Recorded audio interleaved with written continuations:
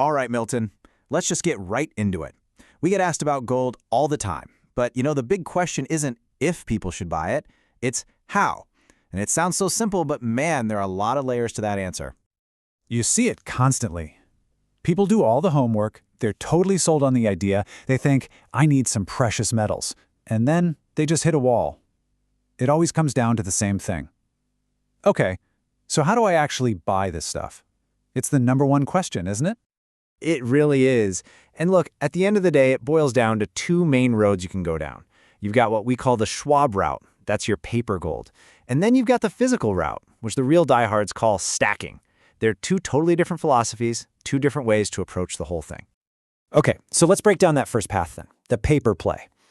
For anyone who's already comfortable buying and selling stocks in a brokerage account, this is going to feel very, very familiar. It's really all about ease and speed. Right. It's literally as easy as buying a share of Apple. You just log into your account, you type in a ticker symbol, and bam, you're done. For gold, the big one everyone uses is GLD. For silver, it's SLV.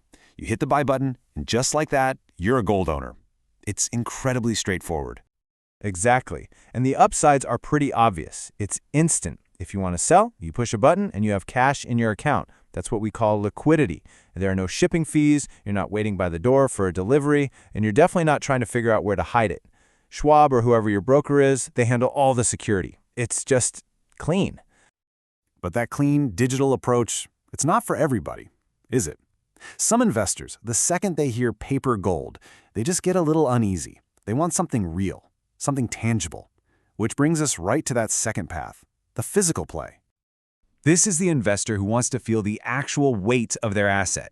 They don't just want to see a line item on a computer screen. No way. They want to hold a real American Eagle coin in their hand.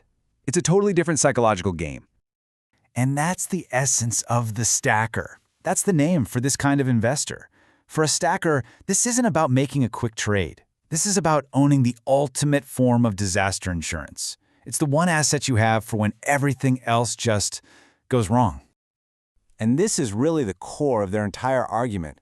It's totally separate from the digital financial world. No computer glitch can touch it, no cyber attack, no exchange going down, no brokerage firm collapsing can ever take it away from you, not if you're physically holding it. Okay, that sounds great, but holding it yourself can't be all perfect. Let's do a little reality check here. When you walk into a coin shop, you're not paying that spot price you see on the news, are you? You're paying a premium over that. There are other costs that come with it. Oh, absolutely. And as you can see here, it's all about trade-offs. With paper gold like GLD, the huge pro is that instant liquidity we talked about. But the big con is something called counterparty risk. That's the nagging fear that the institution that's supposedly holding the gold for you might not actually have it if things get really bad. Now for physical, the pro is obvious. It's the ultimate insurance. But the con? Well, you're paying those dealer premiums, and then you have to figure out storage and security yourself. So you look at a chart like that, and it really feels like you're stuck between a rock and a hard place.